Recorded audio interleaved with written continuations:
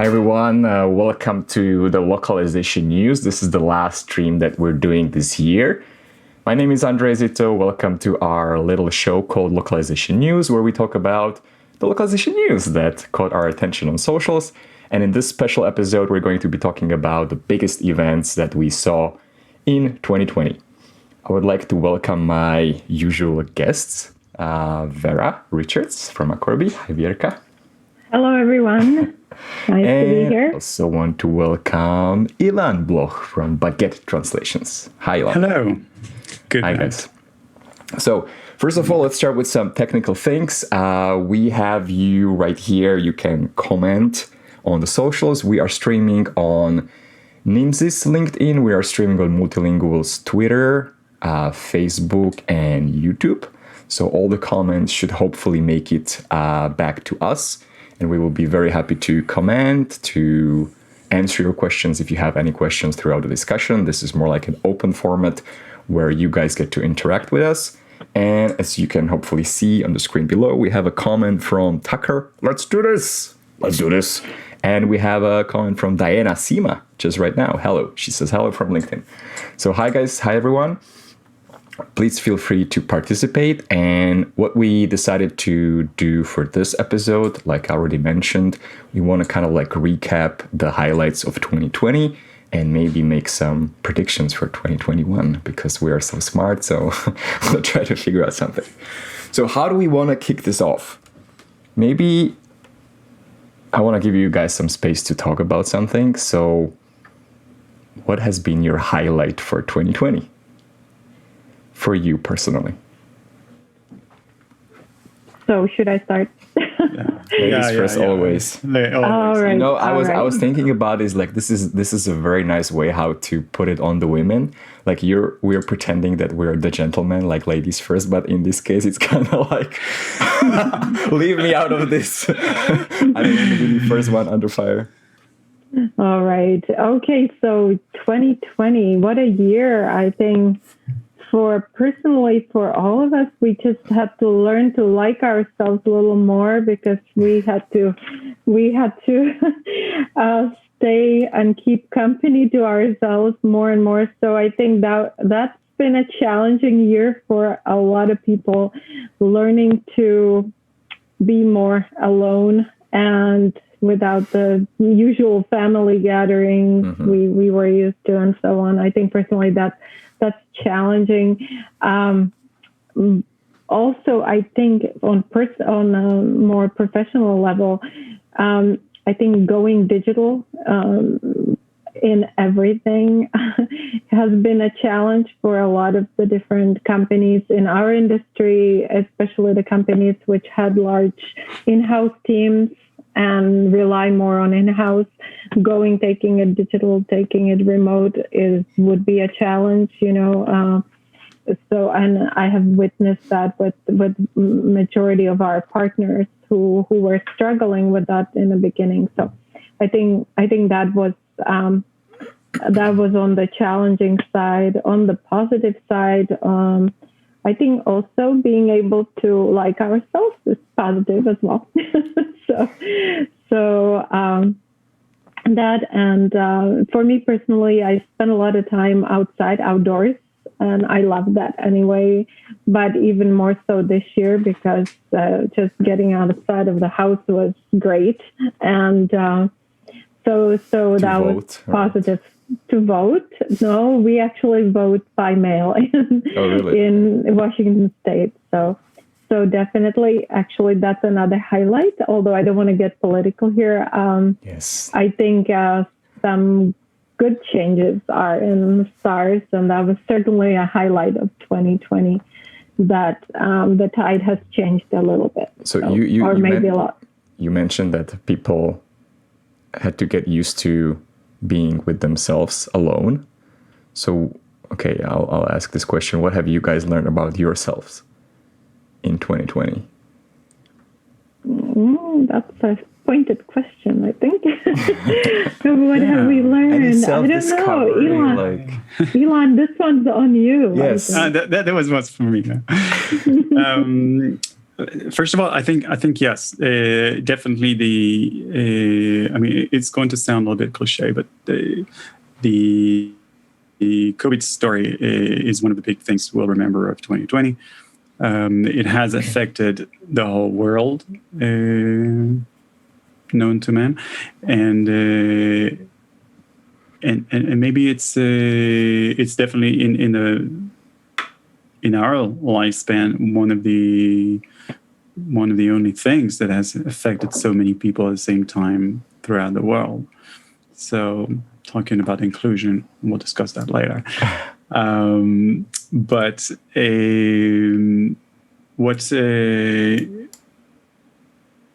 being alone, I would add a twist to that is also being with your a nuclear family. You're dodging the question. I'm trying to. What have you learned? Yes, tell us some dirty secrets about yourself. Or like, did you guys work, like, I think like many people had like more time to work on themselves. Is there something that you pick, like what have you personally improved on in 2020 the most, you think? Maybe because of COVID, maybe not because of COVID, just like, let's not take that as a restriction. What is the one thing where you think you advance the most, or maybe like even consciously, like intentionally you put like, okay, I'm going to learn this, improve on this? I think for me, what I learn about myself, or what I actually tried to act on, was that somewhere in the middle of the year, I realized that I am not making the impact I would like to make. And you all witnessed that, right? All this doing good stuff. Throwback to multi-market Avengers. Right. So somewhere in the middle of the year, I thought, what am I doing? There's so much suffering out there in the world. How am I actually helping? I'm one citizen of the world, and can I make a difference, or can I at least start looking into making a difference? So that's where all these different initiatives kind of started and were rolled out to do more, common good, not just improving a bottom line on one particular corporation, but how can we band together? How can we do good without and make a difference and really see the difference? I cannot say that I have followed through all the way. I do have to admit I didn't follow through all the way because life got in the way. But that said, I plan to continue and actually take it all the way. So that's my prediction for 2021. But that's just to be like your resolution, right? But right, it is better follow through. So I learned about myself that sometimes I lack on that field, and I need to work and improve that. And the other thing too is try to see the bigger picture more often, rather than being so bogged down by the everyday little pieces I'm trying to pick up. So that's what I learned about myself. Try to zoom out more than zoom in. So. Okay, Ilan. You're right. I mean, paradoxically, the fact that you're stuck at home and you're going from lockdown to lockdown and have so much quality time with your close family, that takes you to have this reflection on what you're doing, what's the point, and where you're going. So yeah, it's amazing how much good there is out there in potential people who want to do good, to have a positive impact, and impact which we associate with, in the business world, to do good for the environment and heat saturation and whatever. It's just to take the non-social examples. But you wanted to do something good, and you see that. I mean, last year we all wanted to make money, and now we all want to make the world a better place. So it's a very positive thing. So is that due to the virus? Has been a trigger, because otherwise we wouldn't have spent so much time with our families or away from our families as well. I mean, the more distant ones. So it's very that's the type of bad in which you can find the good. I think it's a very hopeful situation. That was a very inspiring but very general comment from you. I think we're still waiting to hear like what you have learned about Ilan Bloch in 2020. You're not escaping. I'm not escaping. I'm not even trying to. Definitely not. No. On a personal level, I've been in so many projects. It's really been a very very interesting and fruitful year. The boot camps and the accelerator, which didn't go through, but that's also a very positive no-go.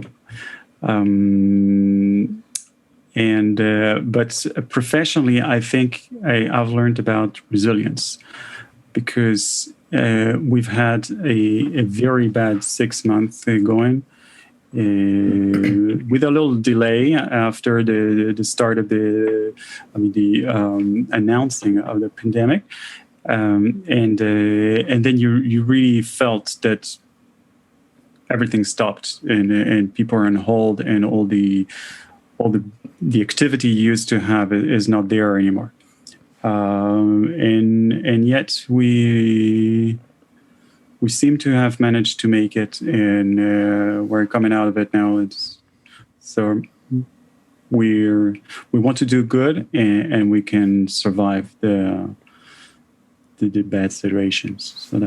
So my only question is: are multi-market Avengers making their comeback in 2021?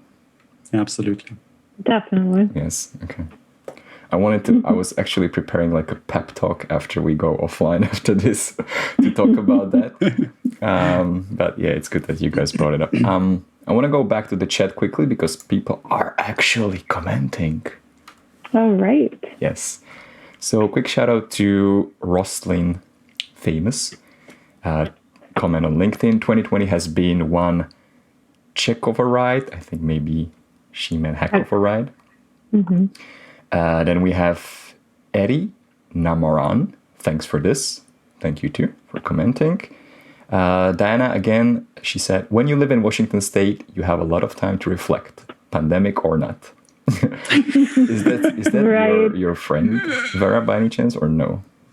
Diana Sima.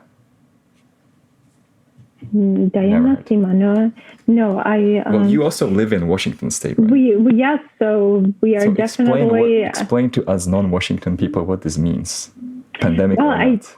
Yeah, I would think it's the weather, for sure. But Andrej, it's similar in Vancouver. So we get a lot of rain. We get a lot of gray, dark days. We get to stay inside a lot because of that, unless you have good gear, lots of Gore-Tex clothing and, rubber boots and all that, the rain gear, and you are not really affected by it. So yeah, it certainly gives you time to reflect all of those kind of gray and dreary days. But on the other hand, all that good rain brings us all the green and beautiful nature. So I'll take it. Some people find it very depressing. It doesn't affect me that way. I must be weird. Did you just get used to it because you've been living there for such a long time?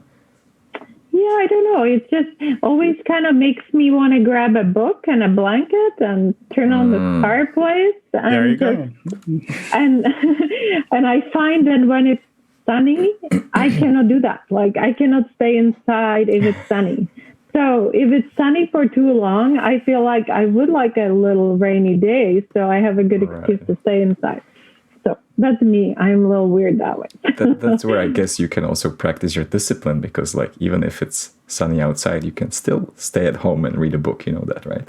Right. But, one other thing I'd like to add to last year and what I learned about myself is that I truly, really am so passionate about what I do that I find that making or coming up with solutions for different type of challenges from the clients or even internally is what really makes me tick. Mm-hmm. So that's what I learned about myself, that I have not in the over 20 years I've been at this, I am still not to the point where I'm bored, because our industry is fascinatingly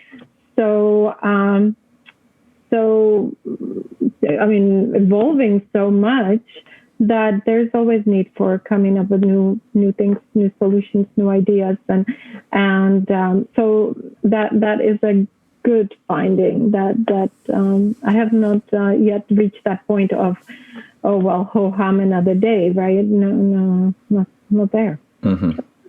Okay, we have more comments here on LinkedIn. One long contribution from Kate Marden. I think 2020 was great for pulling everyone out of their routine and having them push their own boundaries. For many people, it was a reawakening to rediscover and develop their talents and go out on a limb.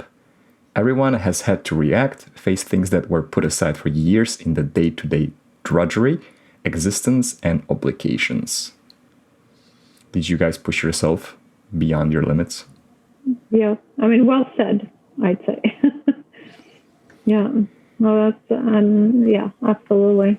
And we have a comment from Sriram.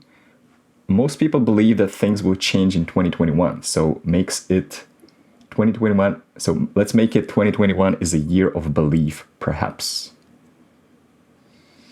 And Tolga is leaving us.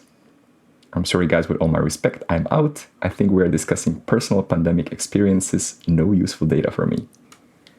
We'll get to some business soon. But before we go there, I want to go back to Mr. Tucker Johnson and his comment. We've all gotten to see a new side of our spouses while working from home.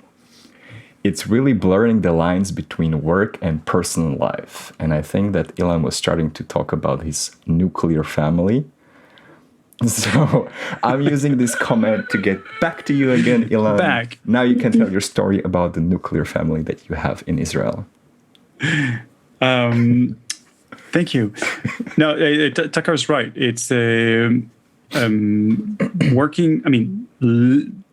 Eventually living at home and being at home and having your central point of your life being home again, as it probably has been throughout history, and we forgot that about for the past, 100-200 years.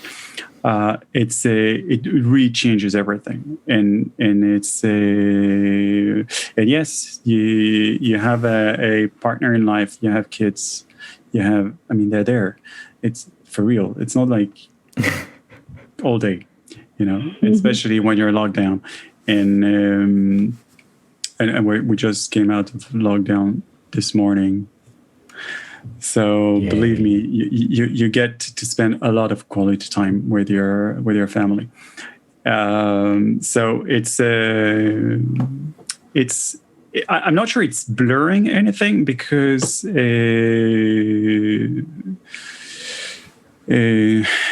should you know the difference? When personally, I'll take it personally. You asking me.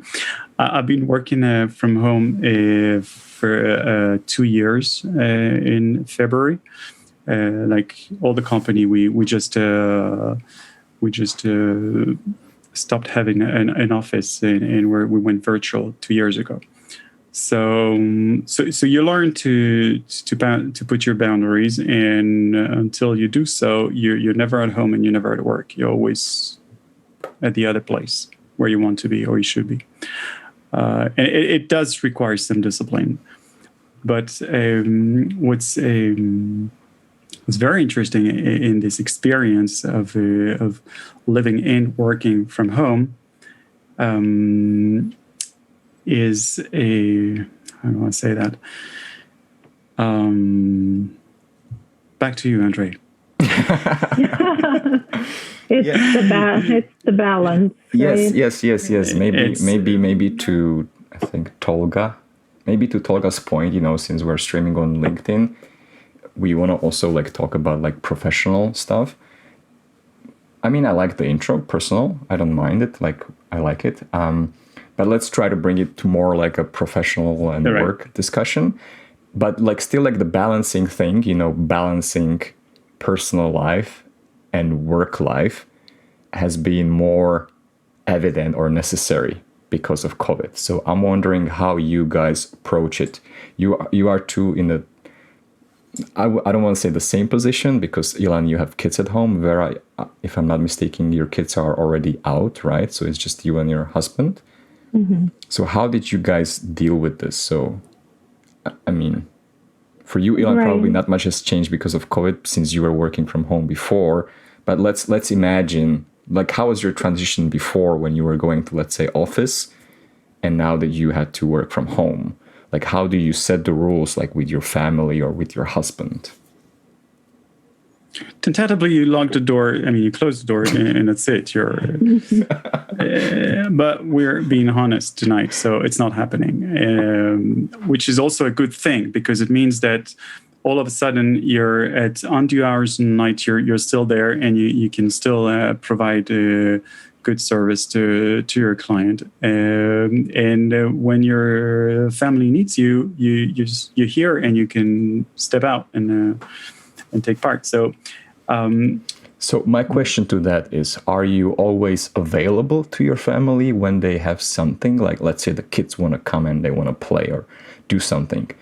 Do you say no sometimes? Because like, hey, I have dedicated this time for work. Don't bother me during this time unless you guys are dying or something.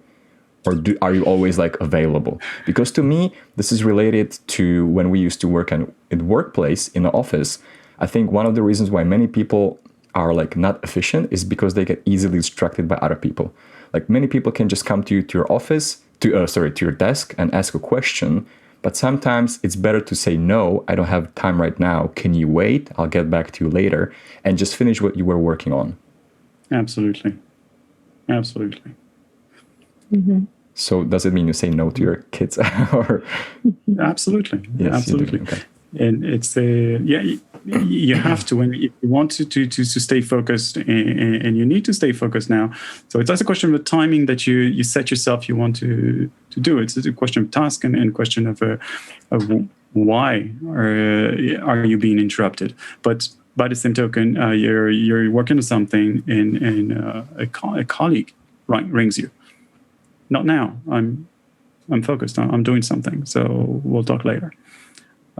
What's very interesting, if you want to look, and then we'll take it at a social level, is the fact that people working from home, a feeling I have, don't know if we'll make it a theory, but are becoming more like in-house freelancers of their within their job, So there is a personal development that you need to work on. There is a personal branding that you need to work on, and although you're still an employee technically, you're really giving a service to your company, which is your main and possibly only client. And that's a switch that wasn't before, when everybody was working in office all the time.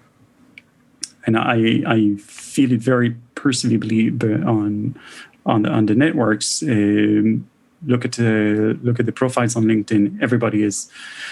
Nobody has a function anymore. They give service, they help, they solve, they whatever, and you need to build your personal brand. And I think that this is a consequence of this new situation of working remotely, working from home.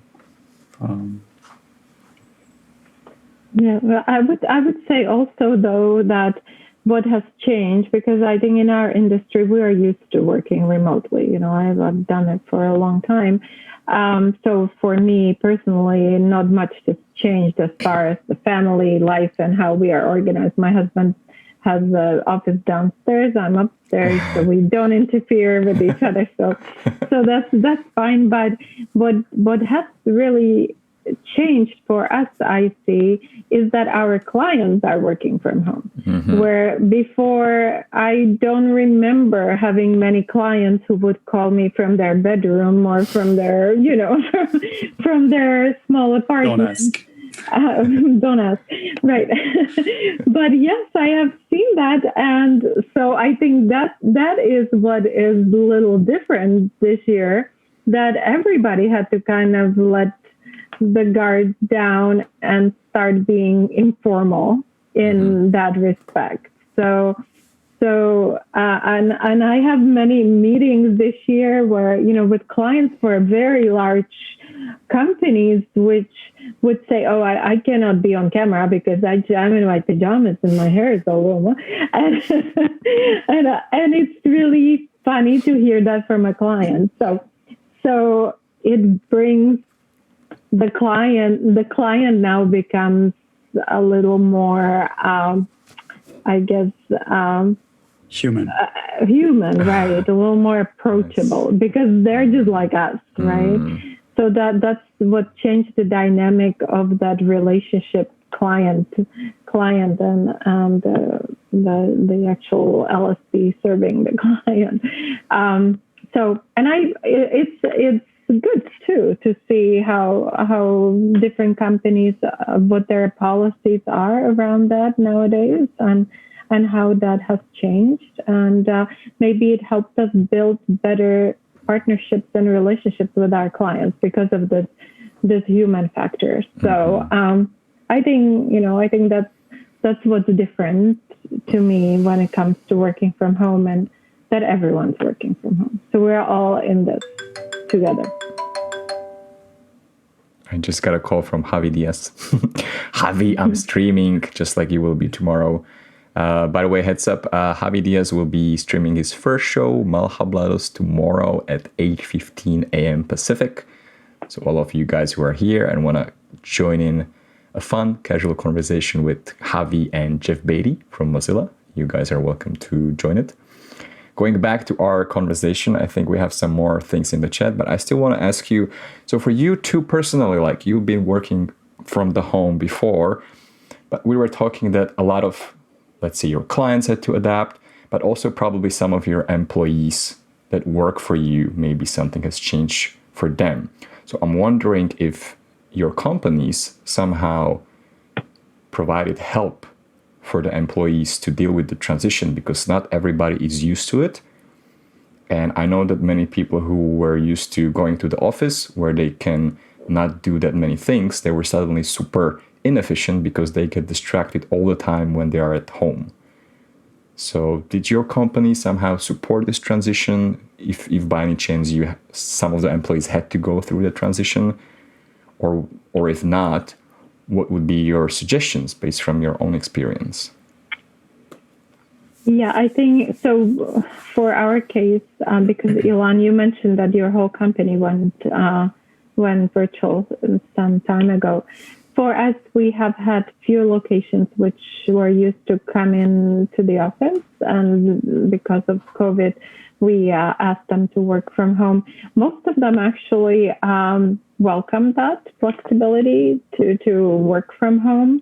We have helped them to ensure that they have the right connection or technology. Obviously, support was boosted in those areas.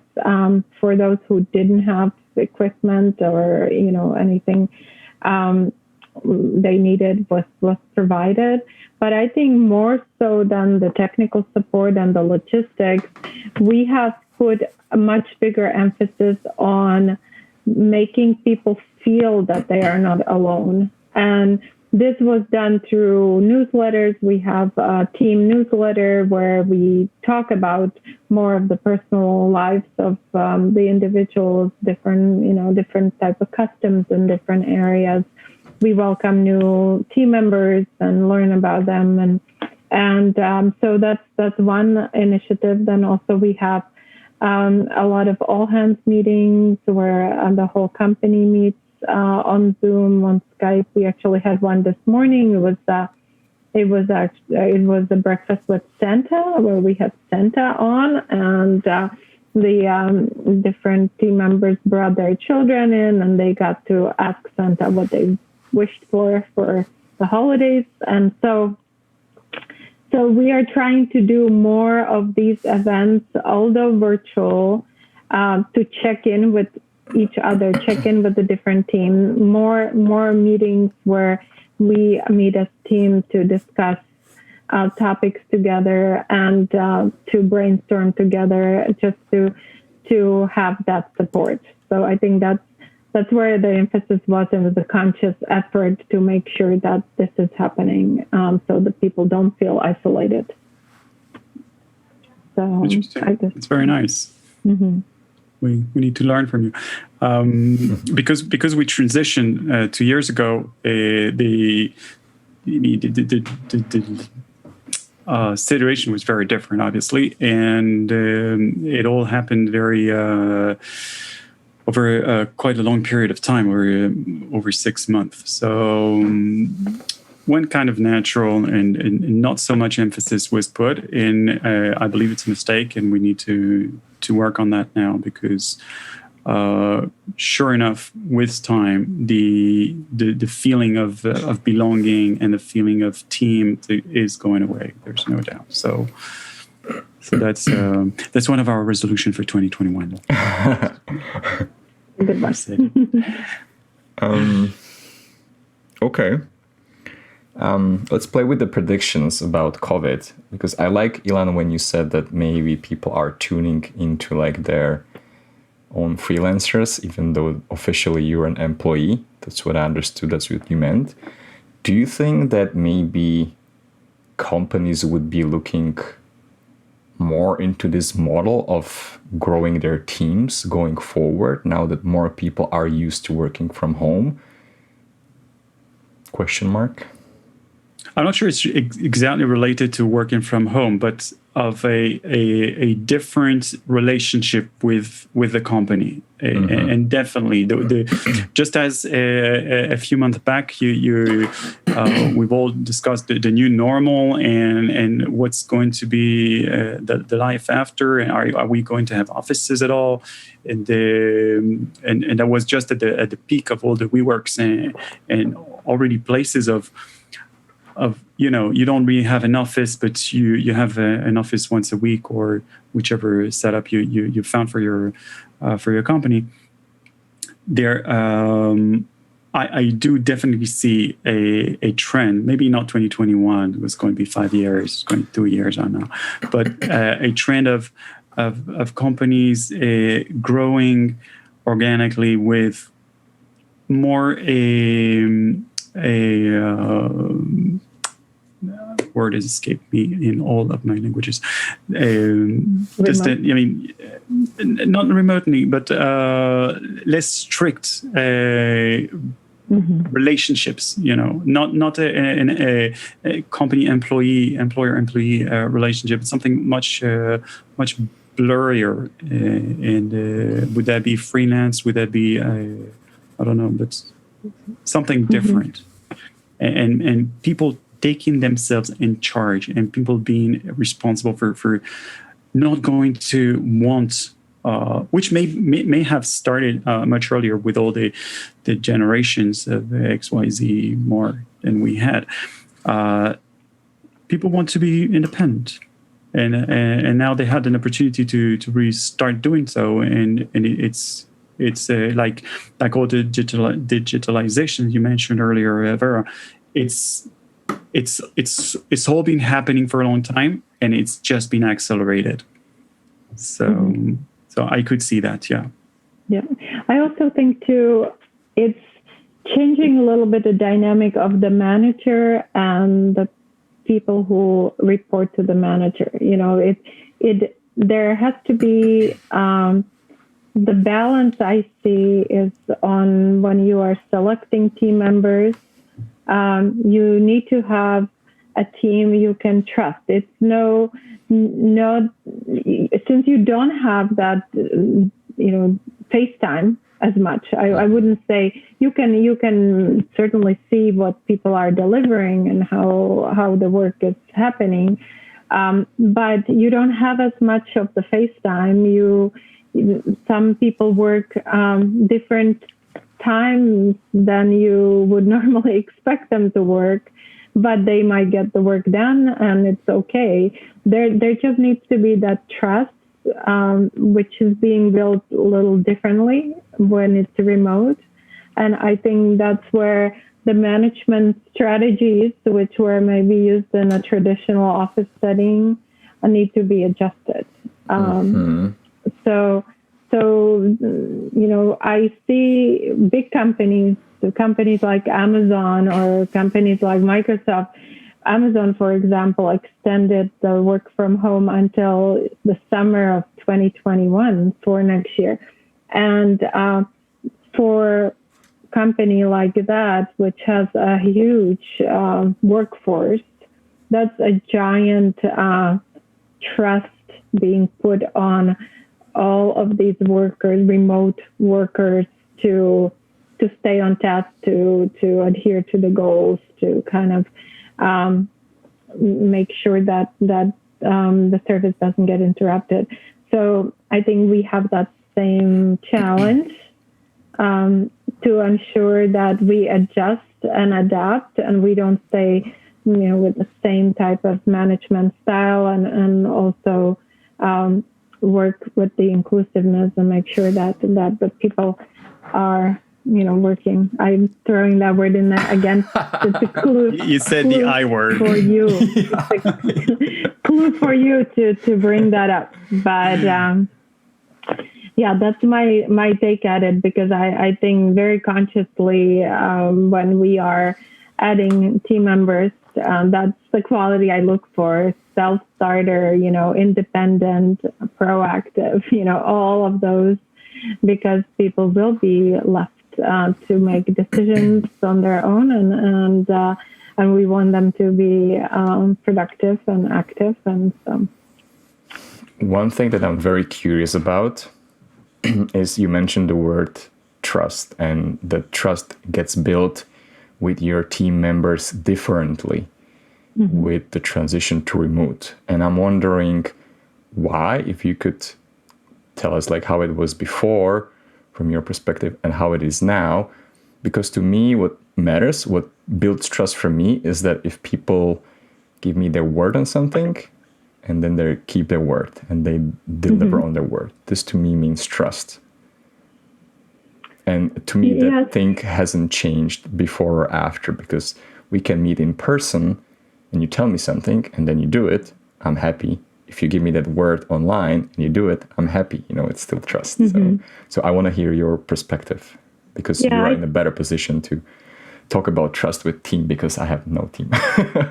I'm alone. Where I am making that statement, or why, and it's not necessarily a blanket statement across the entire team, but in some locations, people are used to more hands-on management style, where they go in, meet with their manager in person, they discuss things in person. You can see their facial expressions, you can kind of understand the body language, and that's how in some location trust is built based on this.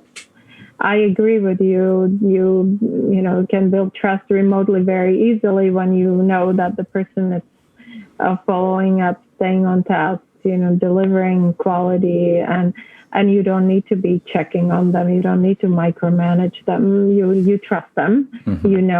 Their integrity.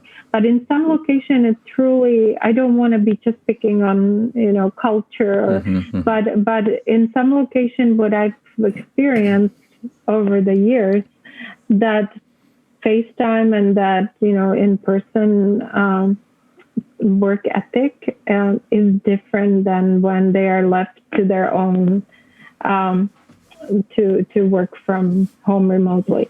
There are some cultures which do not. They agree to everything you assign to them, even if they cannot do the work, because their culture is telling them, it's my manager telling me I have to do it, I will do it. But they can, and if they can't, and they cannot make that decision, they are lost, they will fail, and then they expect the consequence of that failure, which could be, a number of things. Again, I don't want to pick on one particular culture, so I'm not going to name names. And so I think that's a challenging thing for working with global teams, which are used to certain type of management style, and that's where those adjustments to management style need to be adapted so things work well and you can give trust and you can, I think we are in the Western world are very, we are very open and honest, and we bring up problems and try to solve them, and we're just very much out there. Some other cultures, it's not that simple, and nor is it appropriate. So that's what I'm alluding to, I guess. Yes, you're the cultural expert always. Throwback to our interview on team management, where you also touch on the points, and I think it definitely makes sense. So I wanna let's imagine this thing. Like, I'm a new project manager who's joining Baguette Translations. How do I earn Ilan's trust?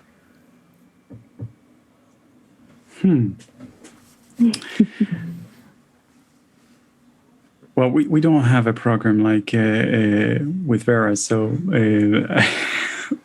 we'll sit for a beer. It's a.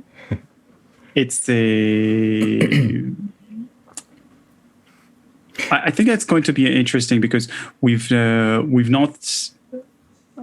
With the company, I've not had this situation where you start someone from scratch remote, and so we've not tested that, and we have no idea how we're going to manage when next time you need to bring someone in. But further on my idea that people are branding themselves and they come with a personality and they want to express themselves. They have very high expectations of the type of independence they can get. It's in a way quite similar to the relationship, the type of relationship you have with your freelancers. And us localization specialists, we have a lot of experience with managing freelancers.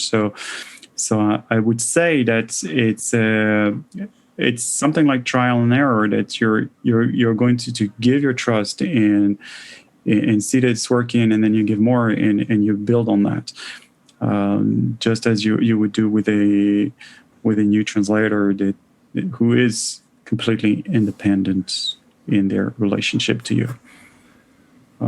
But that would be an interesting thing to monitor and see how we're going for our next recruitment. Yeah.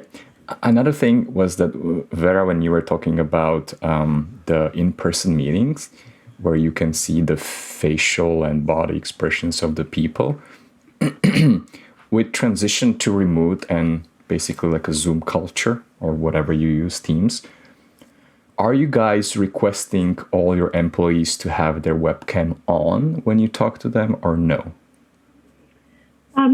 We're not mandating it. I don't want people to feel uncomfortable if they cannot or do not want to be on camera. We do try to be on camera as much as possible. So yes, we encourage it, but we are not mandating it, if that makes any sense.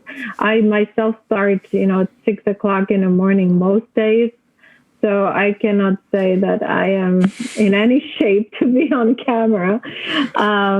So juggling my coffee and breakfast and doing a lot of multitasking. That's another thing, by the way, which... Multitasking is bad, guys. No, yes, it is bad, yeah.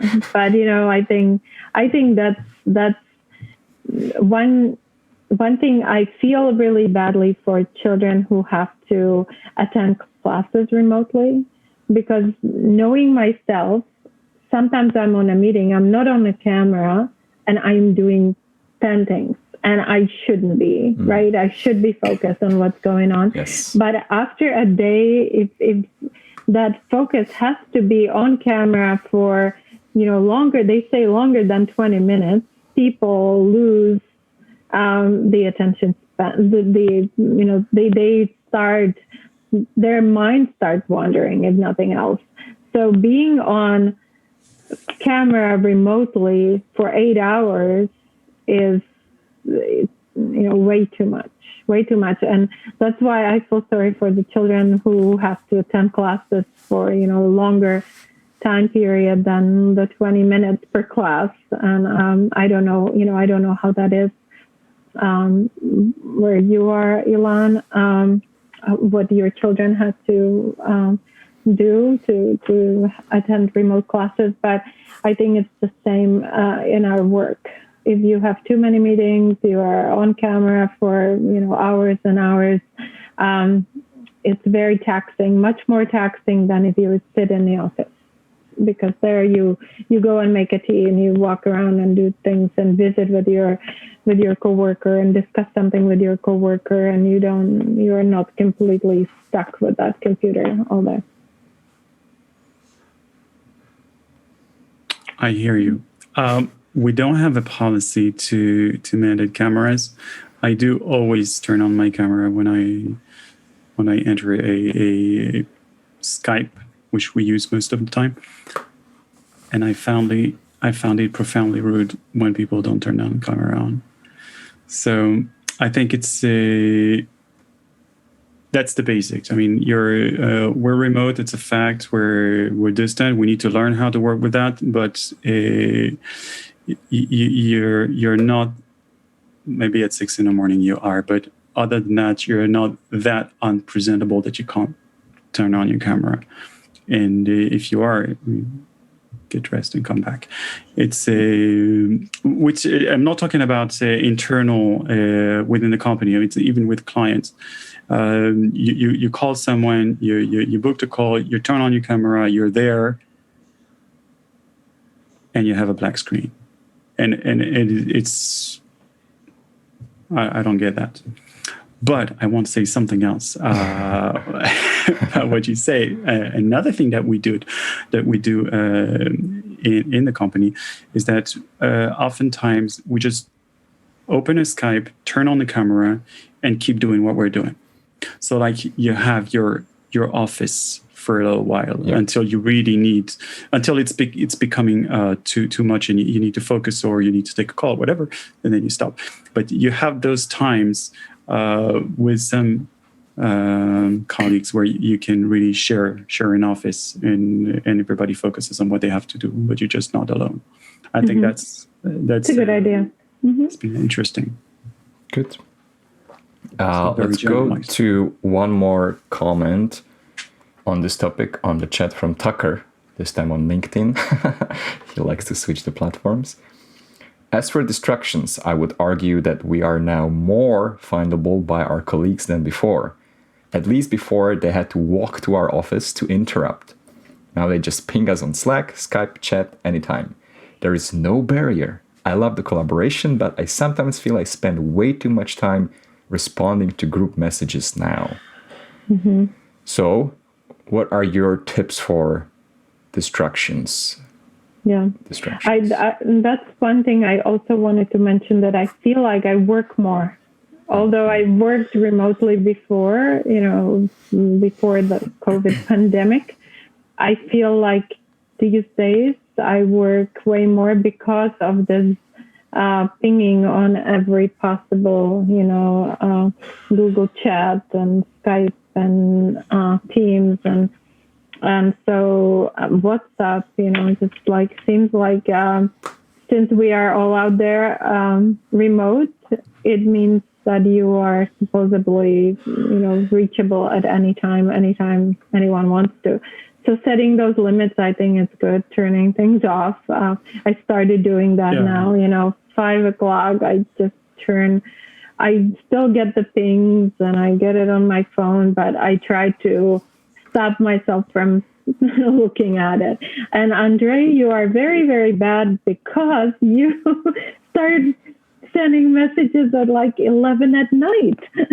Yes, yes. I'm giving you the incentive to turn off your notifications. That's actually yes. I'm helping you self-develop yourself. That's actually what I learned very recently. Like, I have been always a big opponent of notifications on desktop. Like, if you have email notifications turned on, I think you suck. Like, you have things to improve because you don't need to get distracted all the time. But only what I discovered recently is I also turn off the notifications on my phone. Like WhatsApp, like, it doesn't make any sound. It doesn't flash the screen, anything. And when I start working, I just throw my phone on the bed. So it's not even like within my reach. And then I can just purely focus on what I want.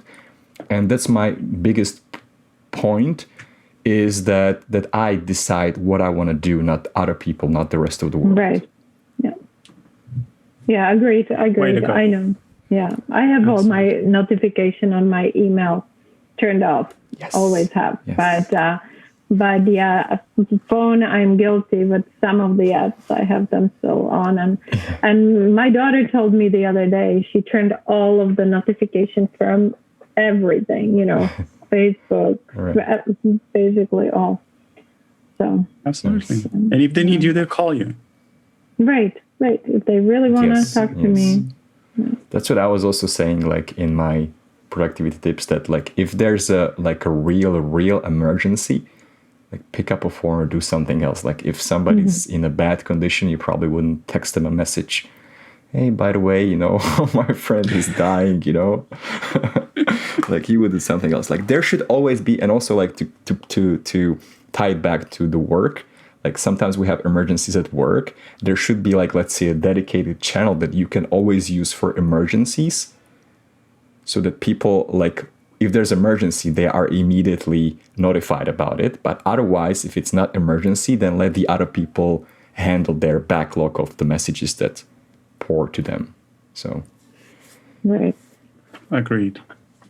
Right. Okay. So, yes. So, gentlemen, should we kind of switch into? We should. Yes, that was the final comment about COVID. Right. Because our chat is dead. So, chat, wake up! We're moving on finally to the next topic, the I word.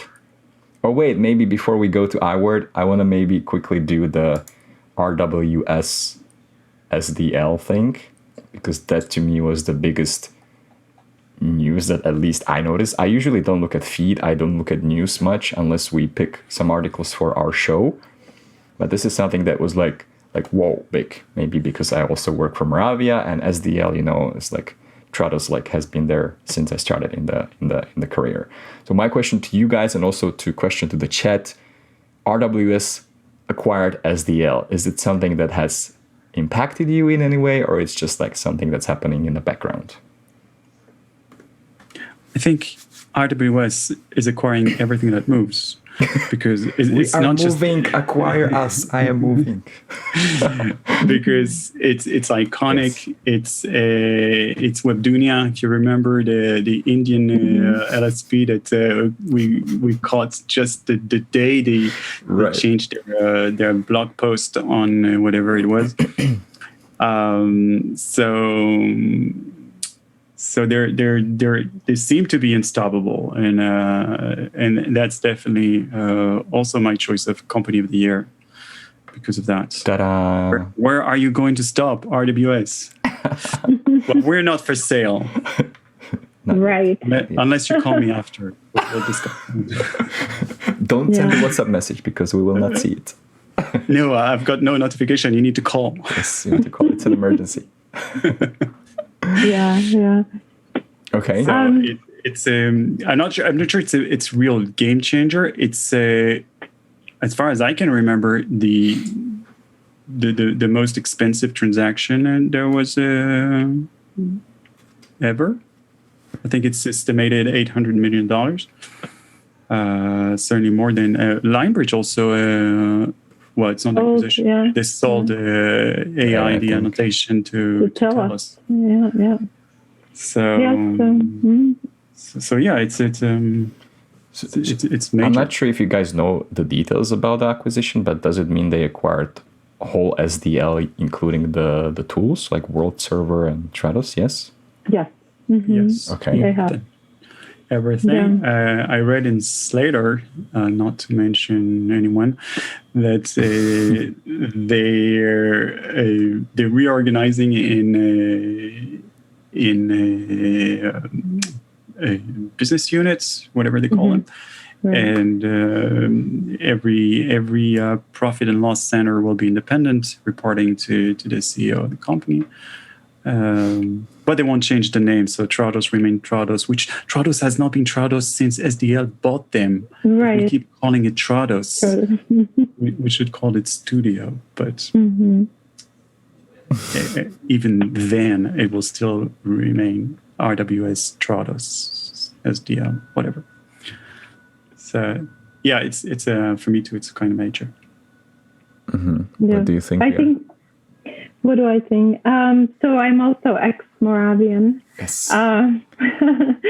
So yeah, good for them. You know, they're growing. They're growing. I think they are the biggest LSP now with the acquisition. And my question would be, how is that impacting the culture of the company? From what I know and where it is now. But it's the switches that we have, these very large, LSPs out there like Lionbridge and now RWS Lionbridge, TransPerfect. They're the massive LSPs, and then they're the rest, and then the rest. I think there's smaller, mid-size, and then there are these much smaller ones. And maybe what has changed for us through that is that we have to find our niche to make our stamp on the industry. So it's if you want to get millions and millions of words done very inexpensively, without as much of the customized hand holding, then I think a lot of people go to that direction. I guess I'm just kind of trying to justify the mid-size and how that's different. Our approach is different. But yes, it was very surprising. What was the impact? Not as much the SDL as the Webdunia, for example, because they were our partners, and now they're basically competition because they're now with RWS. So we no longer work with Webdunia because they are not Webdunia anymore, right? So that's one of the impacts, to be completely honest here. But as far as we'll just have to wait and see. But good for them. And I've always respected Moravia and what Moravia stood for. And so I would actually be interested how that thing with Webdunia went, like in your meeting rooms, like.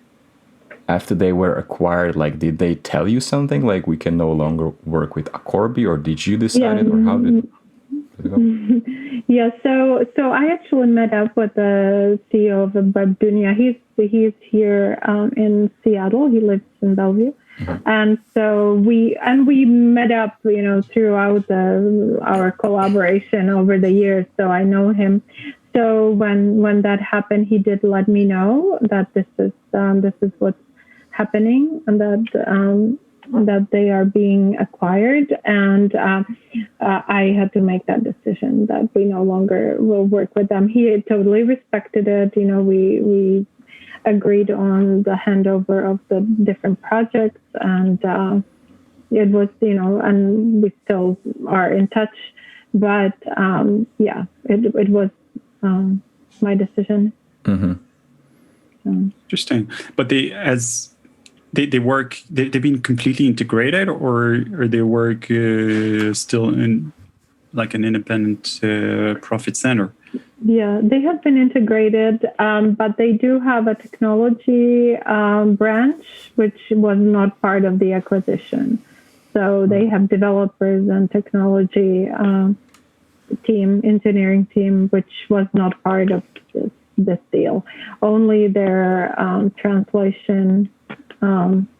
They have a lot of in-house translators in India, and so only this part of Webdunia was swallowed up by RWS. Mm-hmm. I'm still going to be curious if I can just ask about this, because I have seen examples where like similar sized LSPs, they actually give work to each other and it's okay. So why was it a problem that like Moravia would be working on some of your projects? Is it because you don't want them to, let's say, steal the clients, or is something about NDA? I don't know. If you can like explain to amateurs like me.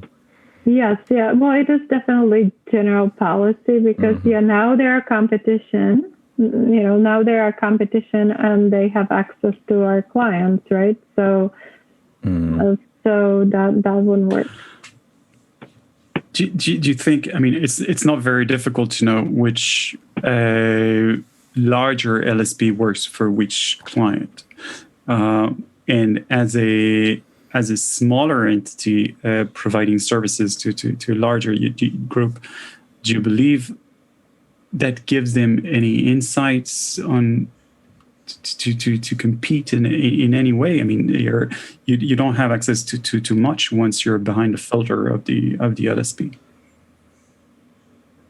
I don't know if I get your question. Like let's take a very hypothetical example. I don't know. No, I'm saying a Webdunia working with Akorbi on whatever client, and now Webdunia becoming a RWS that doesn't give RWS any stance on what you're doing, because they would already know that you're working with them, and how can that make them compete more efficiently? Right. So if they are part of another LSP, like that, they have different types of processes, quality, which is decided by that large LSP. Whereas when we work with someone as a vendor, supplier, the quality is on us, on Akorbi to guide that process. We obviously have our own pricing policy. We know how much we are buying the services from our partners, and what our margin on top of that is. Certainly doesn't get like they would know, right? But they would know how much we are buying it from Webdunia because it's now RWS. And they also, Webdunia themselves, cease to work with other LSPs because now they are working for RWS. So they have their internal rates. They have, they are serving the clients of RWS, that team. So I think there's multiple reasons why you would not want to. It's like Akorbi wouldn't work with Lionbridge's linguists. We can get our own linguists, right? So that's why that dynamic has changed. Okay, interesting. I guess we'll stop grilling you on this. So let's get back to SDL. I still had some questions because I'm just really curious, but we can move on. So when this happened, like I was thinking that, is it like too much power within one vendor or LSP, RWS Moravia, if they now are providing the services and they also own the biggest TMS tool or CAT tool in the market. But then I was thinking like SDL was doing that before as well, right? They were also providing translation services. It wasn't just like purely technology company, like let's say MemSource or MemoQ. So I don't know. I haven't used SDL products a lot, but have you seen any kind of like a push from the platforms to use SDL as a vendor before, or can somehow now RWS utilize their power with the tools to promote them as a vendor? So there are clients which mandate using SDL products, right? So that's where as far as Akorbi goes, that's where we use SDL products when the client insists, right?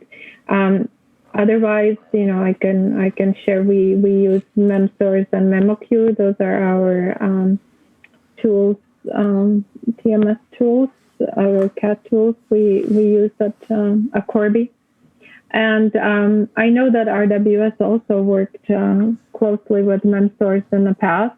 So yeah, that would be interesting to see what if they continue to using all of those tools together, or if they're going to move to SDL tools. So yeah, I'm not quite sure if that is that will.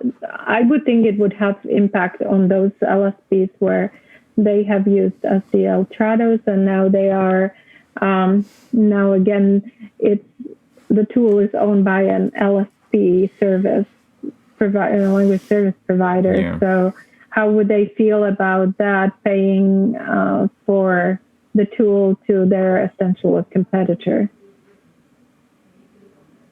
So. That was already the case.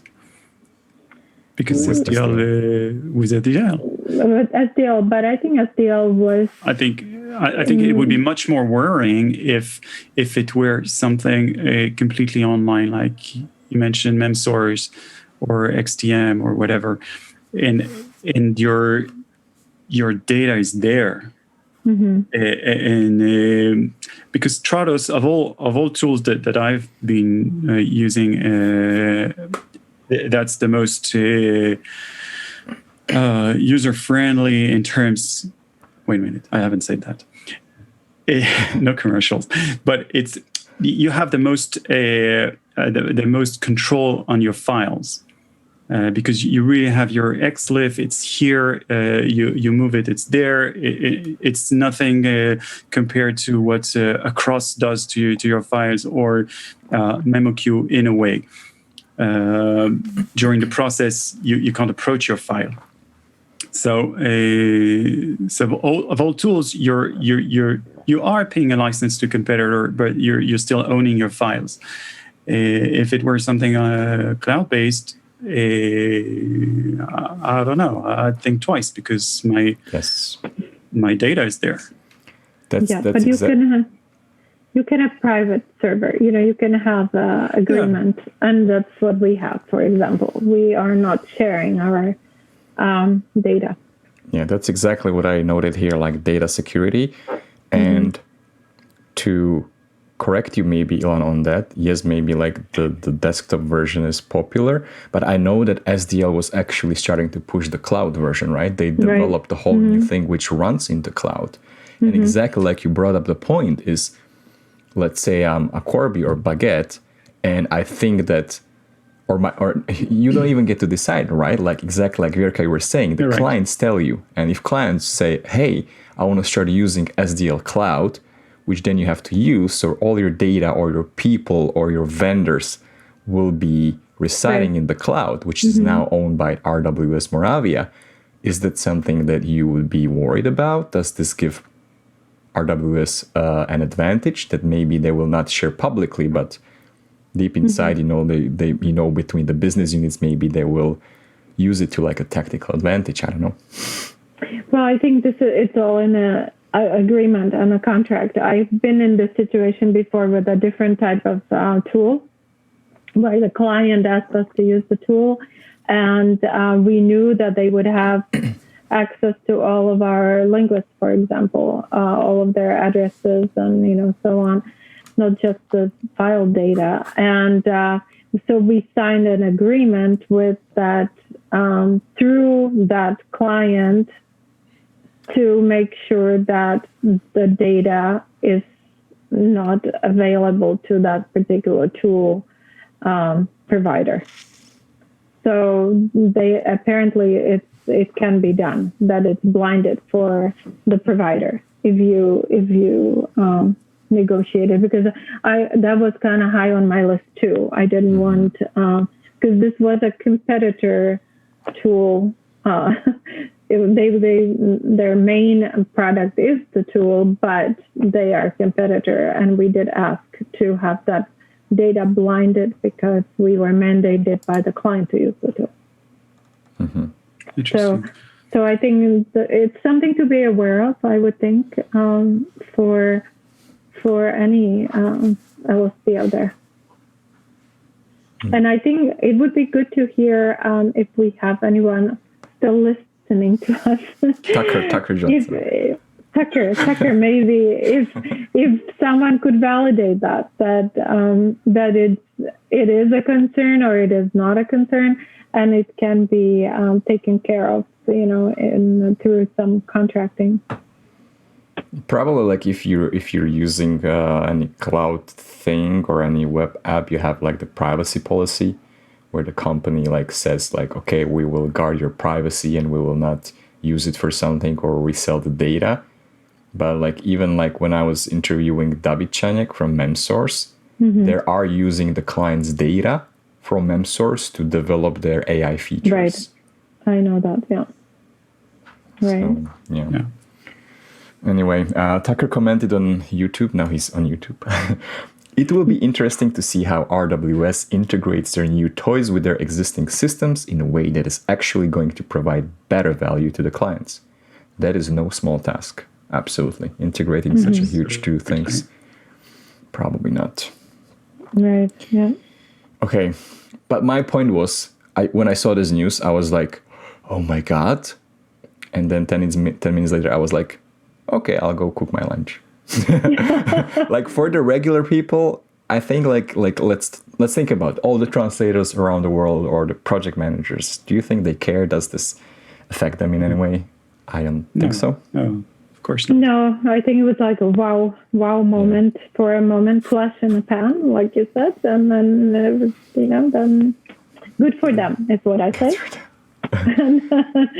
And it's not an easy task to integrate different companies into one to preserve some sense of identity as a company.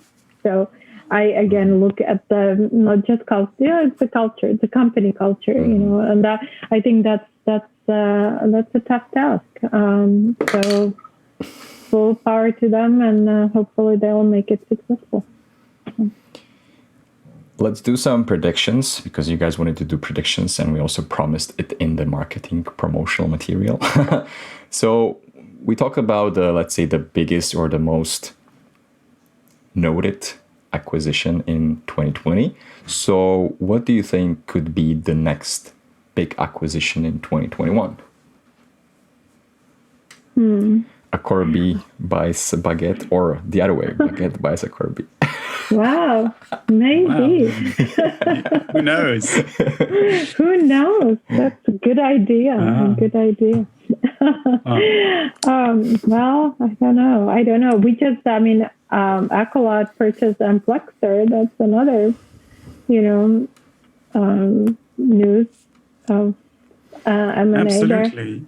You're right. Accolade we didn't even mention, but they moved on the reunion of the 8. I don't want to call them initiators or the first companies, and they're doing an Amplexer now, and the road's open. So yeah. I don't want to say names because I have no idea. But not because I know and I don't want to say, just I don't have no idea. but definitely, I mean, we have those cycles. Back a few years, We Localized was buying every year someone new, and we're back to that. We're at concentration times now, and so there will be more. That's for sure. Yeah, I think so too. I think somebody is going to step up to compete with this RWS deal. My personal, I have absolutely no inside information, so big disclaimer, all of this. But I was thinking We Localize and TransPerfect. That would be a competition to RWS, SDL deal. So I don't know. Again, I have no inside information to base this on anything, but I think size-wise, that's what would bring it closer.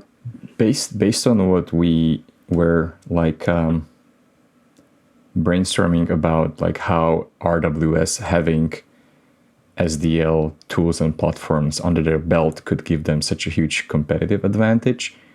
Do you think the other players, like the big players, would also be looking to have some dominant TMS to acquire? I'm not sure, like if Landbridge, like I used to work for Landbridge for a very short time, but I don't think they have any commercial solution. Maybe they have something internally, but could we see something like, I don't know, Landbridge or TransPerfect acquiring, let's say, MemoQ?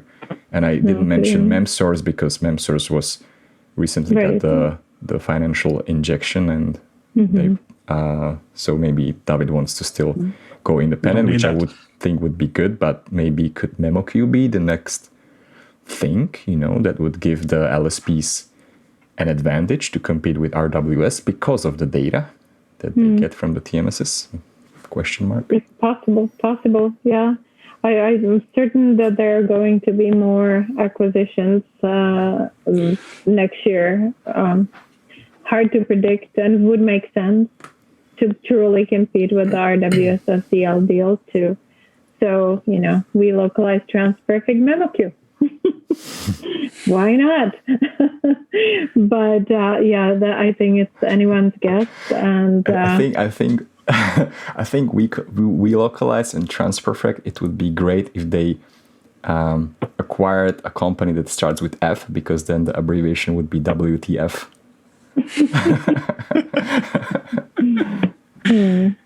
Okay. All right. Okay. So. That's my smart contribution to the discussion. Thank you, Andrej. But actually, bouncing back on that, does it really matter to the end client?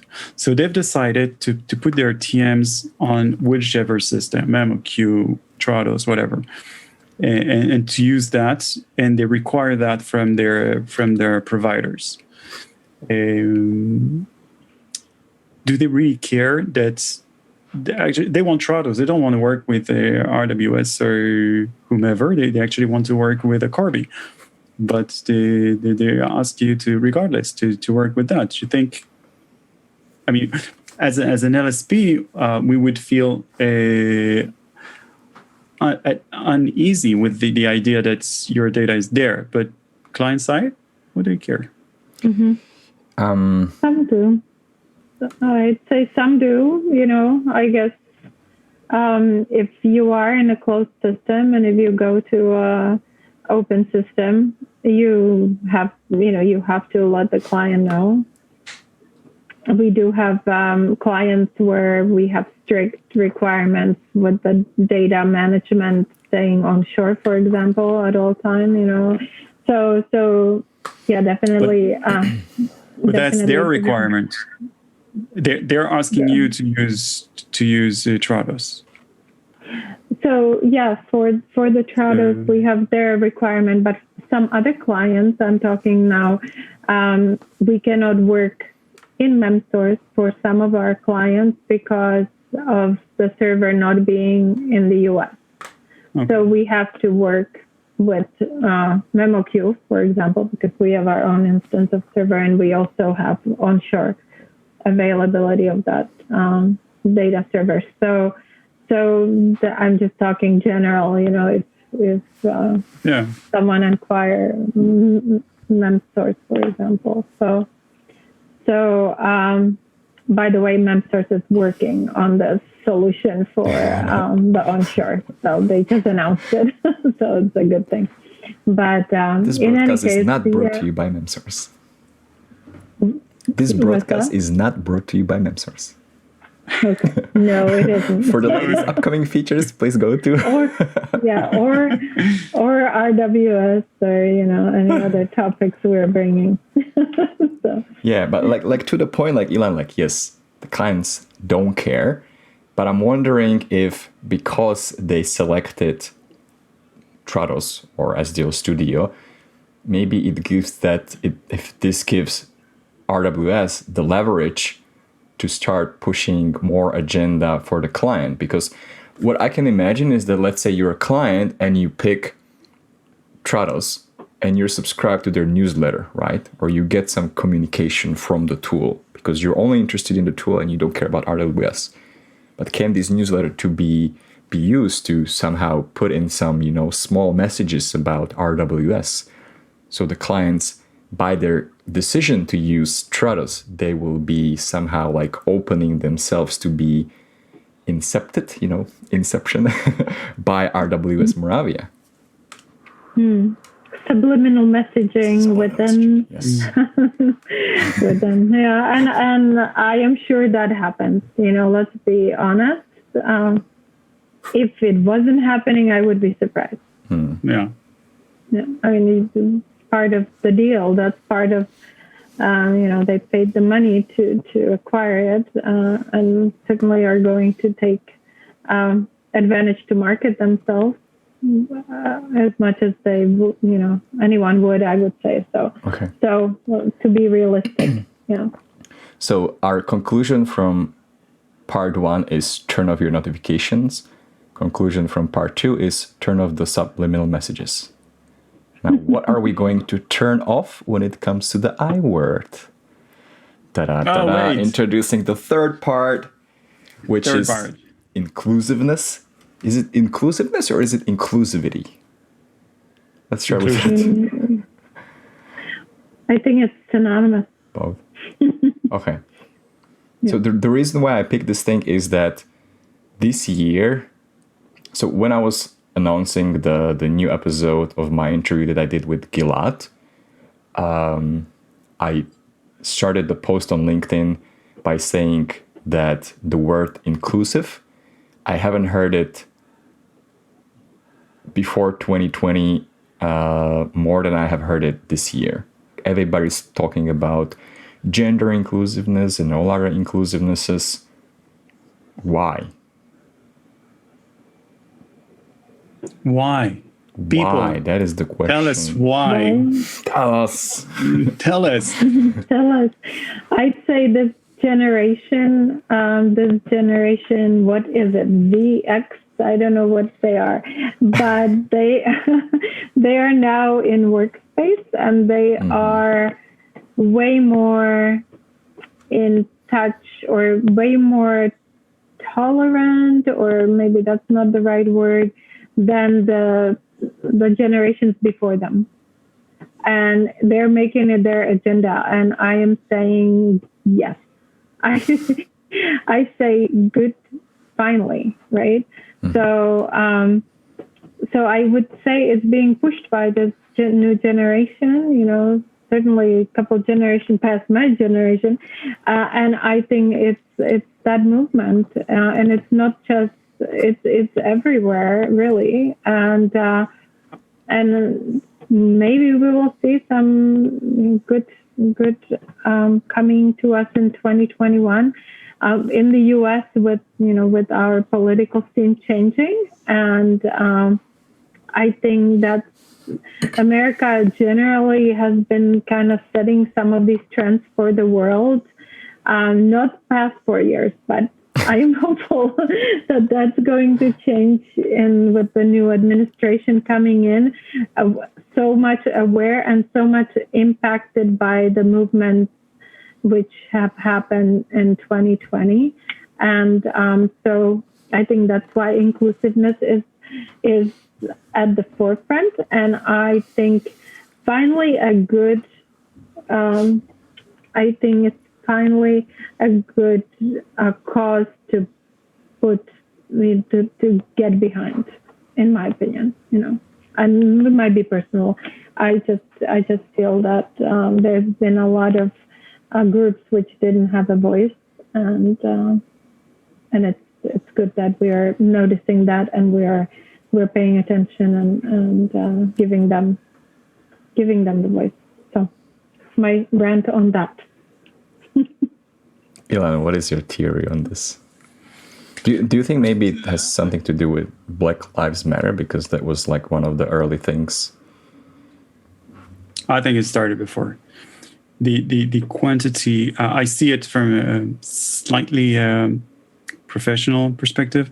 The quantity of material that we've translated about diversity, inclusion, and throughout the year is phenomenal. No idea why. A lot of the ideas that you find in those internal communications, because most of it is internal communication, you would say, yes, but that's normal. I mean, that's how you should be. Like, but you know what? I want to start with something else. A little riddle. Ooh. So it's this guy who's just landed a first job straight after an MBA in whatever Ivy League college, and he's very excited. So his dad is driving him to the job first day in the morning. And then they're sitting in a parking lot, and he's about to step out of the car and go to work for the first time. And the phone's ringing, his phone. And that's the CEO of the company. And the CEO says, "Good luck, son." What? How's that possible? Not really his son, I would say. So we cut it short because we're on radio. Wait. Because the CEO is a woman. And that's the gender bias. Ah, you got me there. Nice. That's the gender bias. I was like, is this some Star Wars thing? Like, I'm your father. Right. No, but that's the part of the type of things that you would say, yeah, of course. But you don't say, yeah, of course. But do you need to make it a policy? Do you need to translate all that material? I'm very happy they translate all that material. I mean, it's really, it's really nice. If you want all your material is translated, please contact Ilan Bloch. What is this turning? There's a link below. But you would believe that all that has been sorted out before going into professional life. You would believe that all this is just a question of education, and you raise your kids saying yes, sometimes you have a woman CEO, and that happens, and even in the best companies. But this, I you want my personal right now? It's the positive discrimination, when you do more so that it's really counterbalancing the unbalanced situation you had before, is maybe a little too much. I mean, what should be normal, and especially if we're going to the direction that the Z generation finds it normal, then fine, it's normal, that's it. Let it just happen. It's going to happen alone. So I don't really understand why it's coming so much, but this back to the gender bias. It's something that you meet in machine translation, for instance. We discussed that in one of your previous articles, Vera, and it was tonight the subject of not the subject, but was brought up in a major. Provider, we're not saying names, right? Major provider of machine translation in a webinar tonight, this morning, PST. and it's and yes, the machine translation based on the data they're trained on, they still fail on that, even though the sentence would give you the context that the CEO is a woman. The machine still gets it wrong and assumes CEO is a man, and and if she needs whatever in the rest of the sentence, then too bad. So it exists, and our recommendation by this major MT provider is be aware of it and see what you can do to fix your training data, because either have this positive discrimination and boost up the other side, or maybe other techniques, which would be to consider the sentence translation not at sentence level, but at document level or paragraph level, so that you get more context. But it means your engine would be able to process that, and we're not there yet, but it's working. And you know that Google, for instance, and on their web interface, they offer you the two options. So if the doctor is opening the door, you will get the two versions, the doctor woman and doctor man. Which is not really practical for to translate the text, but it's also a way to well, if it's how it's used, if it's a raw machine translation, you are out of luck to be able to, get that right all the time. But for post editing, it gives that option to the post editor to pick the right one. so that's good. I know Google is making some headways in that respect for sure. Yes, I wanna follow up on the point of practicality, Ilan. Thank you for that, because I see that as a challenge. And even if in our discussion, when we're talking about like inclusiveness, yes, that's the right thing to do, we're still not including everyone, because we are just now trying to equalize women versus men in the machine translation. But the inclusiveness is like there are transgender and there are different types of genders. When are we going to start talking about these other genders and how they will be represented in the translations and MT, Yeah. I think we have long ways to go. Right. Long ways to go to even convince society to be more inclusive. Machine translation is, a little bit down the road from the practical perspective, because I don't know how this can go further, because if let's say I don't want to sound offensive or anything, but I just decide that I create a new gender one day for some reason, and I'll create a community of other people who feel that way, and then I want to be included in all the conversations. So it's like the society and all the systems, all the technology still needs to catch up to always include something. Is it going to be more practical at some point, 2022 will be on all gender neutral, all the sentences will be gender neutral so that it doesn't offend anyone, but it also doesn't speak to anyone? Yeah, I think, again, I would say we are a long ways from that, in my opinion. I'm not saying that's good or bad or that we shouldn't be looking at it, but I think as a society, we still, I think as we were talking about it, what happened in 2020 and kind of getting our own identities, being more individuals with all, rather than this mass treatment of everyone. I think at some point this is where we're going to go to more individualism, more customization, less of a mass approach. I think that's where the society wants to be, and that's why we're even talking about this. So I think that's one other symptom of 2020, that what I have noticed with our clients is they don't want to be using machine translation everywhere, and let's just go for cheap and quick and raw machine translation, and quality is in the second place. I saw actually quite the opposite with majority of the clients in 2020.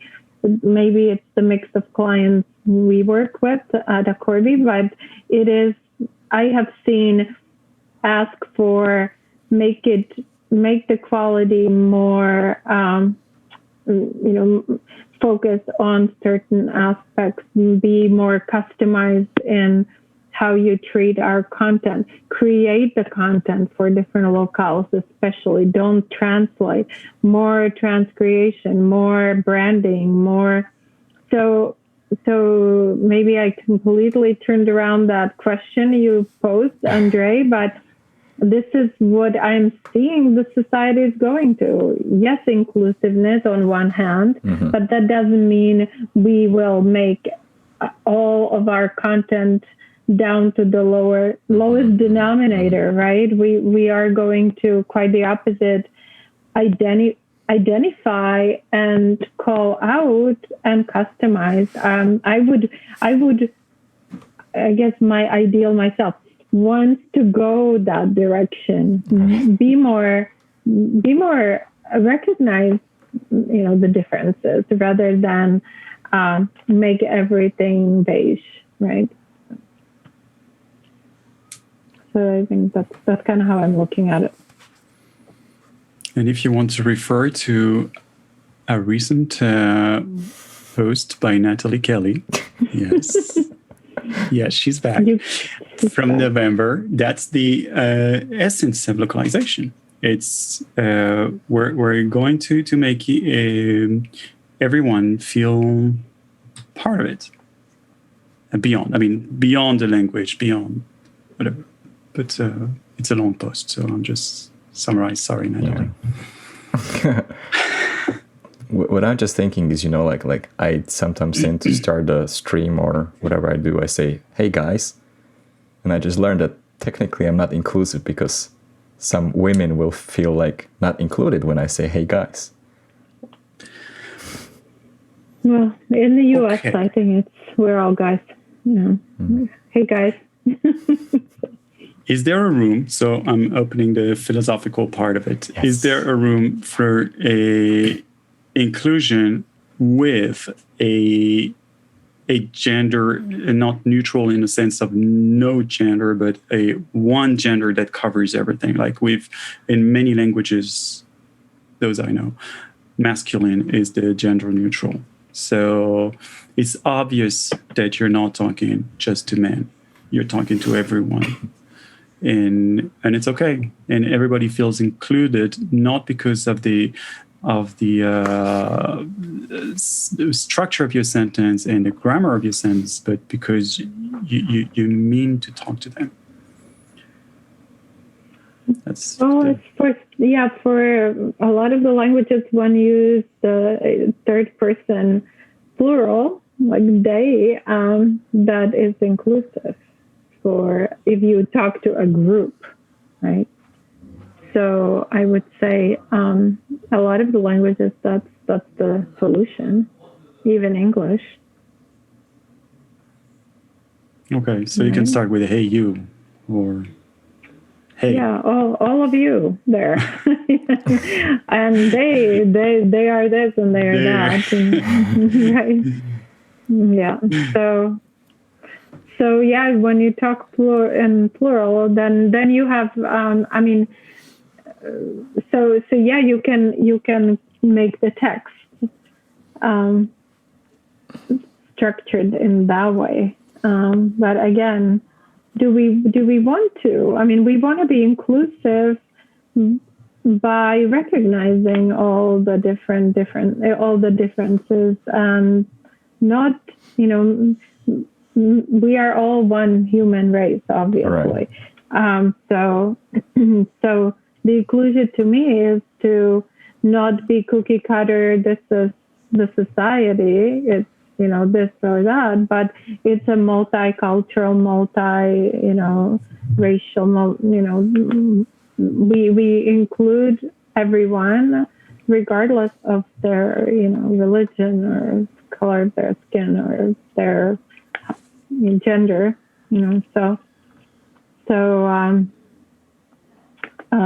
yeah, I don't know if I'm making sense or a conclusion in any way, but that's how I feel about it. I feel about calling it out. It's okay. I think like in our team, you're like the pitcher. You tell us like what is the problem, and then Ilan should be the one to give a practical solution. Okay. To this. All right. I'll be the idealist. Yes. You're like the visionary, Visionary. Let's right. all be inclusive. So, okay, let's wrap this up. What is our conclusion for the third part? Turn off what? Turn off your old brains, old way of thinking. Yeah, I think new year, and hope that we turn things around in the pandemic, and more M&As, I guess. Bring it on, world, in the localization industry.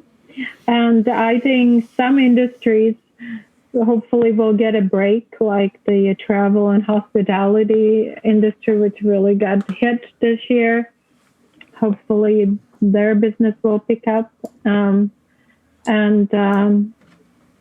I would say the year is going to start turning around in mid-year, because we still have ways to go before this pandemic is under control. Right now, it's actually raging. So I would say it's not going to be like we jump into 2021 and everything is perfect and heading in the right direction. I would say it's going to be a bumpy road until mid-year at least, and then let's recap this in July to see if things are turning around. Yeah, in July we're making an episode. Vera, Ilan, and Andrej react to Vera, Ilan, and Andrej in December 2020. Right. We'll watch this whole show and comment. We'll speak to our 2020 selves, right? Yeah. Ilan, so we have like 15 minutes. Do you want to take over with your Ilan Bloch's awards for 2020? I think we need to two additional awards. So what was the first one? RWS? That was a company. I mean, I think the concept of the year we mentioned, the inclusion. I see room to talk about technology. So obviously, machine translation is everywhere, and as always, better than ever, and it's really working well. I don't sense the adhesion of the clients to the concept. There is still a lot of prejudice, and when you mentioned that you're offering the possibility to use machine translation because it's working. I think people still have the idea that what you want Google Translate and charge me for it. So no, there is more to it than that. With all due respect to our friends at Google, but there in the tools, I think one that I had in mind is a SmartCat. Again, no advertising, no commercial, no relationship, no nothing. I just still don't understand their business model, and everything's free for everyone. It's like nice tool. You need to do my first time with SmartCat. Yeah, I'm waiting for the dice to be rolled. So many people have suggested it to me, like SmartCat, but the dice has picked something else, So I just always roll the dice and we'll see. But what I really liked about it this year is they organized 2 conferences. There's more to come. One was in April, one is September. Huge success, great content, obviously completely online. And like the spirit. I'm not a user even, but maybe we should try. But are you sure they're not charging for anything? Everything is free? No, they must charge for something. I haven't understood how it works. Right. Yeah, so something must be. You're making money, are you? But so that's that would have been my choice of technology without the slightest knowledge of how it works and how good it is. Yeah, it's just for the spirit. It's a very data-based decision and nomination. I haven't used this tool, but I think it's the best one of 2020. No. For the spirit. For the spirit, yeah. Like you like the company, like what they do and how they are viewed publicly, right? What would be your take, Vera, on Vera? I should either say Vera or Vierka. It's so sweet. Yeah. So technology, like, have you guys come across anything new, like in 2020? Mm-hmm. Oh. Yeah, I think, well, not new, but I do like Intento. I like their approach and what they have to offer. So that hand in hand with machine translation, as the all-encompassing technology, I like Intento. I would say that there are clients who are interested in machine translation for, should I say, all the wrong reasons, but they view machine translation as something which should be free because of Google Translate or tools we have available and just within our computer for free. So on top of that, it's like you said, Ilan, education to our clients that if they are actually buying machine translation, this is what it can do for you, and this is how we can make it work for you better than just pasting stuff in Google Translate. So I would say Intento, MT are my picks for technology. I am a big proponent, I guess, of customization of the tools. So you have off-the-shelf stuff, but then let's customize the heck out of it for whatever we are trying to solve for our clients. And that is just kind of circling back to having this flexibility in our industry to be creative. So creativity with those tools, not just taking stuff off the shelf, but what else can I do with this to make it better and make it my solution. So that's where I would go next year with those thoughts, I'd say. Yeah, quick question for you. If we're talking about technology, we definitely have to talk about conferencing tools because now that everybody's from home. What are your thoughts on Zoom? Do you use Zoom or do you have Teams or something else? Yeah, we have Teams and we do have Zoom also. For our business team uses Zoom more than Teams, but our whole company is on Teams. And that's because you're using the whole Microsoft package, right? Right, but we had Skype at some point, and that's not secure, enough. But yeah, Teams are great. Love Teams. Ilan, what about you? Nice. We still use Skype and Zoom, but it's no Teams. All right. Sorry, Microsoft. Okay. So. We're Linux people. Linux people. All right. What do we have next? What is the next nomination? You need a person of the year. Person of the year. We need someone. Can I do I'm pretty sure who you're going to suggest.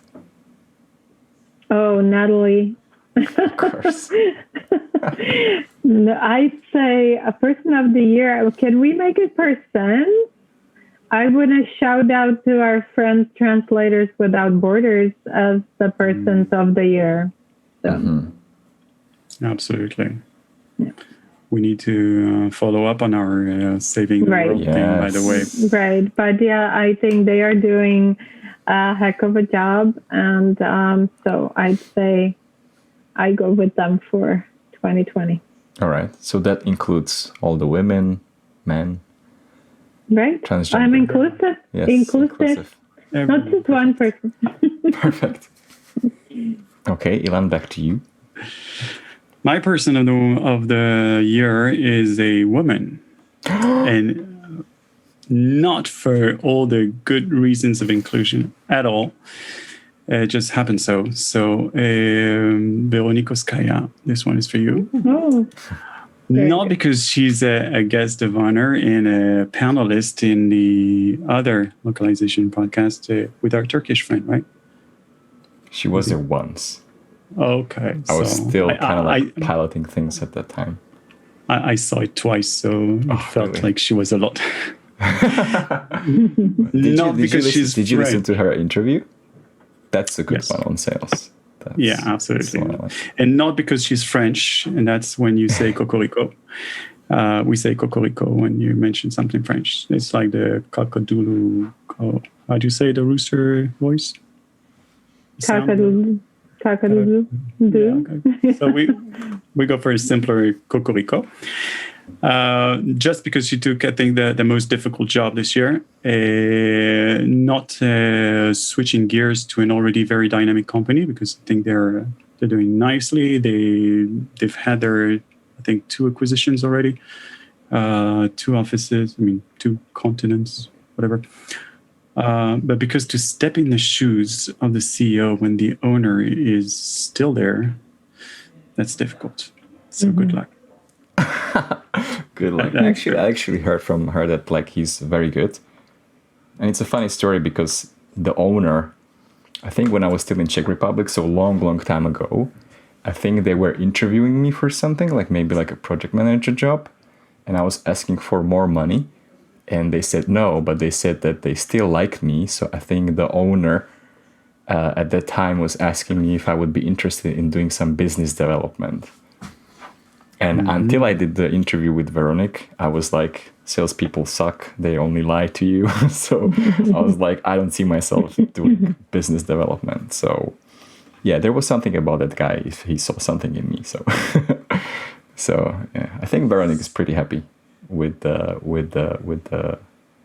collaboration with, what is his name? Kimon? I don't know. Kimon. Like Kimon. Yes. Yeah. All right. Good. So no Natalie Kelly.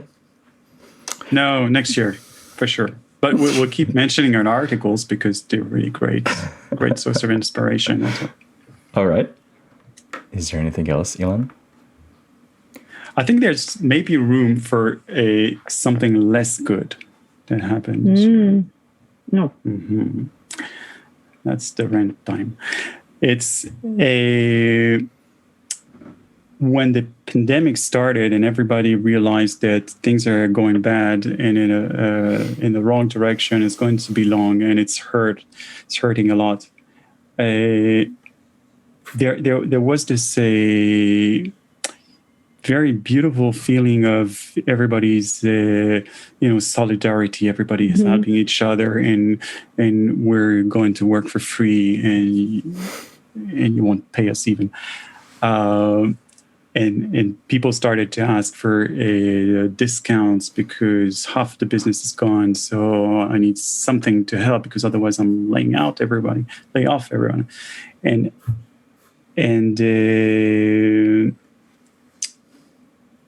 I think it was very, very well accepted and received by everyone at every level. I mean, from the larger LSP to the smaller LSPs, to translators down the road, everybody is really being quite, those who can, of course, probably said impossible. But then, 3 months down the road, you find those interviews, and yeah, we're doing fine. Actually, we've hardly been hit, so it's okay. So we're going to make probably less than what we predicted last year, but we're still going to be very profitable. But you're still cutting the rates of your translators. and that's not nice. It's not nice at all. So there's a little bit of light in this darkness, is that some of those companies who asked for help and received the help are not only saying thank you, but they've acknowledged that things are better now and we can go back to normal, and we'll get you your usual rates, and that's very nice. Mm-hmm. So that's true, and I think now when you say it, it's true also with some of the clients. The clients come after the companies during COVID, saying, we are hurting, we need a discount. Then the LSP is also hurting, but for us to keep the business, we will have to cut the rates too, and when things improve. And it's kind of sad to see that maybe in the healthcare industry, which we know healthcare industry has not been hit as far as, their business or the business they are doing. Yet they are using this to kind of get the rates down and get some discounts and use that as an opportunity to drive the prices down. So, and as with anything in the localization industry, once you cut the rates, it's really hard to go back up. The client is never going to say, "Oh, now it's over. You can go ahead and charge 20% more." So I think this is that's the ugly side, for sure. I think the people who take advantage of the situation, even if they shouldn't or they don't need to, right? So good point. So 2021, we're back to the old rates, everyone. All right. All right. Something for people to think about. We're getting close to 2-hour mark, so I think it's a good way for us to start wrapping up. Unless Ilan has some other category, like... No, that's it. I think we've distributed all the awards for tonight. Are you going to be? We'll be there next awards? year. Well, that's an idea. We should have a multi-market Avenger statue. Yeah. All right, guys. Okay. Well, thank you very much for this chat before Christmas. Thank you. Our last this year. Thank you, and wishing all of you, all of our friends in localization and in the world, wishing you a great year 2021, and thank you for joining us here and there, and looking forward to what's to come in 2021.